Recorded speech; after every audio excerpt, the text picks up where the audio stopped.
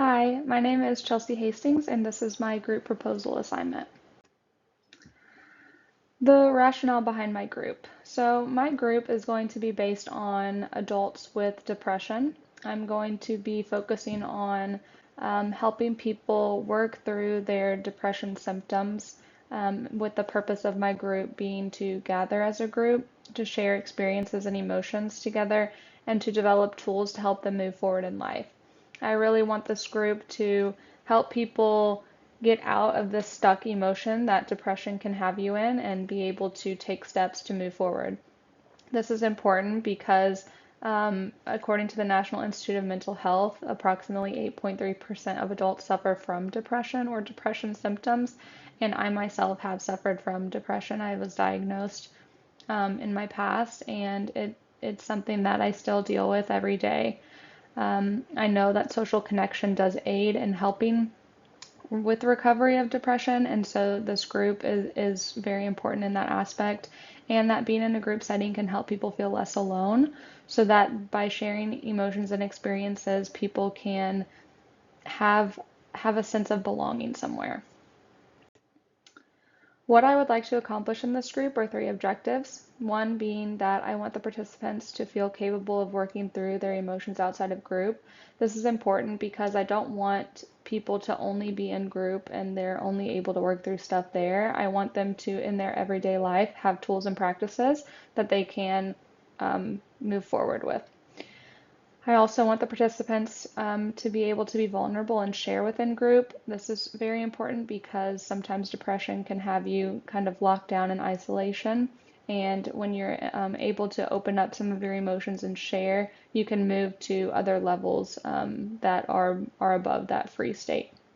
And then the third objective is to have the participants have a sense of belonging within the group.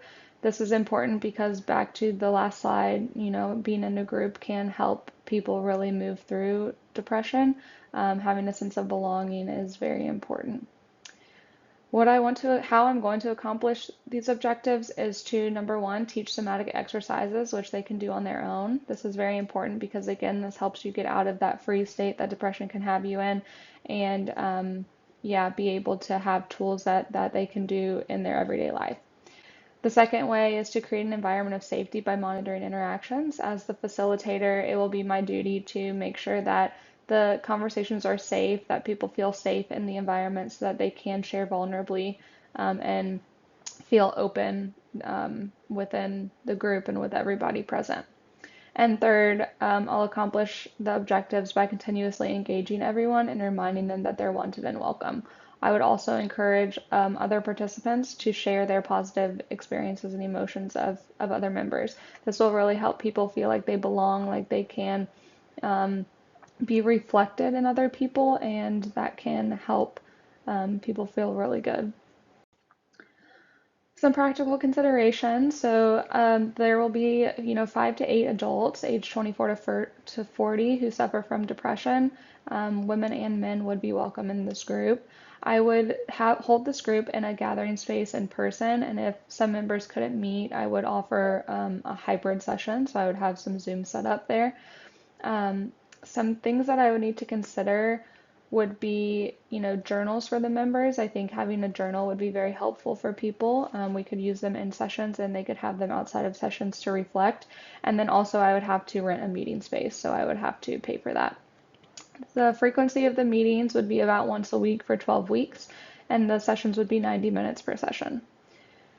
The ethical considerations here are that members cannot know each other or me before this group. That's to ensure that there's no multiple relationships happening and to keep the container of the group safe and separate so that people are not crossing paths outside of group. Also, informed consent is very important, so making sure that people are consenting to what's going on and that confidentiality remains very important because we do not want what is said in group to leave group. Also, cultural sensitivity. There will be many different cultures potentially in this group and coming from different backgrounds. So making sure that, we're being sensitive to everybody's culture and not offending anybody. And then obviously I will have to disclose that I will have mandated reporting for safety risks if anything like that comes up, given that these people are suffering from depression, that is very important to emphasize.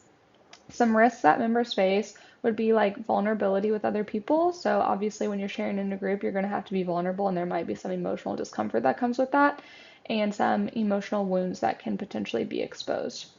And how I would safeguard the members is by teaching them grounding exercises, by having supportive closures at the end of each group, and making sure that no one's leaving on a note that they feel uncomfortable, that we're really closing the session, and offering referrals for any additional support that's needed for people. The procedures that I would use for each objective. So for the first objective, that the participants feel capable of working through their emotions outside of group, I would use the procedures of rational emotive behavior therapy, Gestalt therapy, and somatic exercises. The combination of these therapies and techniques would allow the people to understand themselves on a deeper level and be able to relate to their emotions and their thoughts on a deeper level so that they're able to work through their emotions outside of group. The second objective, which is that the participants are vulnerable and share within group, the procedure I would use to ensure that objective is Adlerian and Gestalt therapy, which will help members go into deeper emotions so they can share vulnerably. They'll be able to understand their emotions deeper and then communicate them deeper. And the third objective, to have the participants have a sense of belonging within the group. The procedure that I would use for that is that the members will process emotions as a group and receive feedback from peers to help them feel less alone. This technique of asking the peers how they feel, for example, if someone shares, asking someone, how do you feel about what so and so just shared? What did that bring up for you? Or how do you feel like they're feeling right now? This technique of asking direct questions to members will give them a chance to feel connected and feel like they are being listened to and then relating to each other.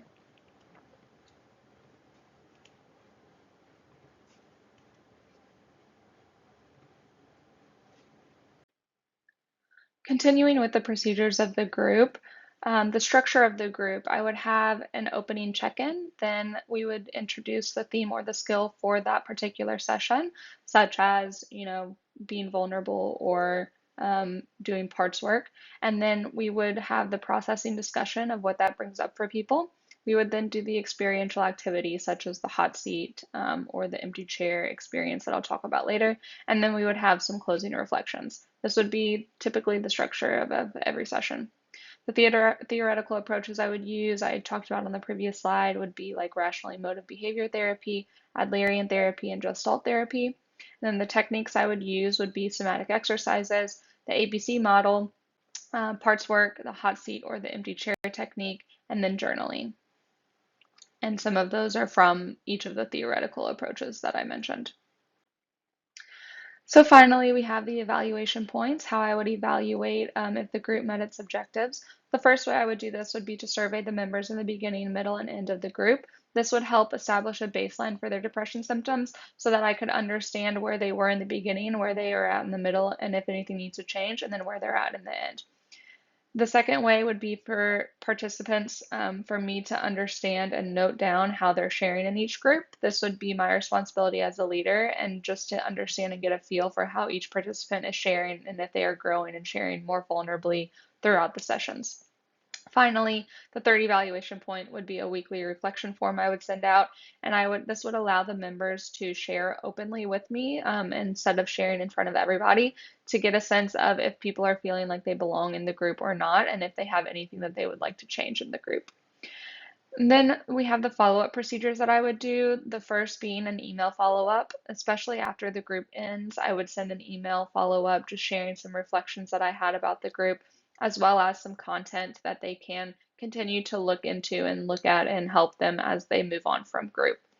And the second follow-up procedure that I would use is a 1 month follow-up survey. This is 1 month after the group ends. I would send this out to understand if people's depression symptoms, if they were sustained and if they decreased, if they improved throughout the group, if that was sustained as they moved on from group or not. And then